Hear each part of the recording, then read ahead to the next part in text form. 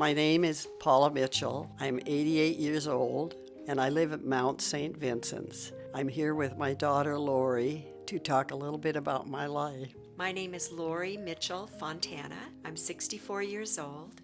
In 1953, I married a John Mitchell, who is Irish. We moved down to California. He got a job with his sister. Her husband ran a lumber yard in Arcata, California. So our first home was in Arcata, California. The next year we lived in Petaluma and came back to Seattle. By then I had two little girls. They were born a year apart on the same day. Do you want to tell the phone booth story about Dad?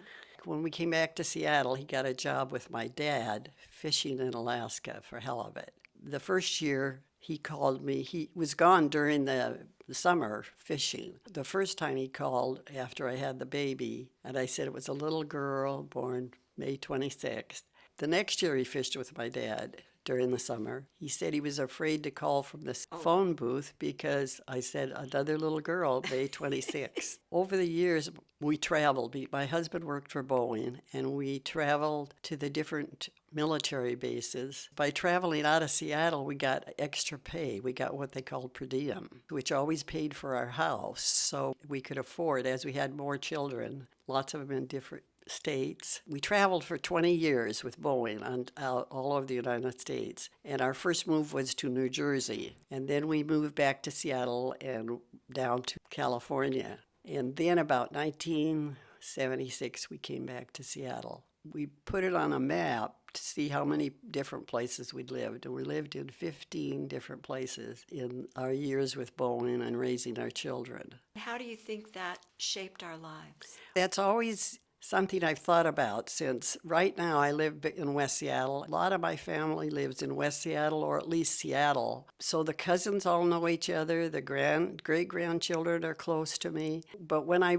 traveled all those years, my kids didn't have any special playmates because we'd live in one place for a year or maybe 2 years, and then we'd move on to the next spot. So I think my children are all so much closer. They care about each other. So I think it's been good for them. I think the children, even today as adults, are enjoying the closeness they have and getting their children together, realizing how important family is.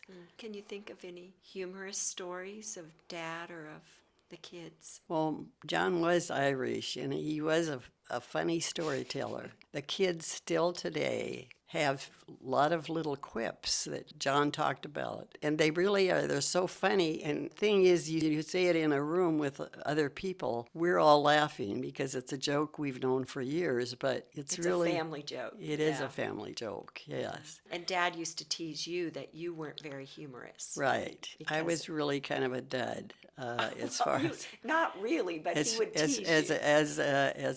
I was happy and I loved my life, but I was not a storyteller or a joker, I guess. He did kid me a lot about that. He was a good fisherman. He loved fishing from the time he was a young man. He'd fish before school. He went to West Seattle High and catch the fish for the day and take it home to his mom and go to school. But lots of times he would wipe the knives on his cords, on his pan. And he'd get in the room and he'd say, "What's happened? Is your mother not washing your clothes anymore, John?" What he would say is, "She's got on that gin again." John was the 9th of 10 kids. So we knew how to handle that many children, I guess, from how he'd been raised.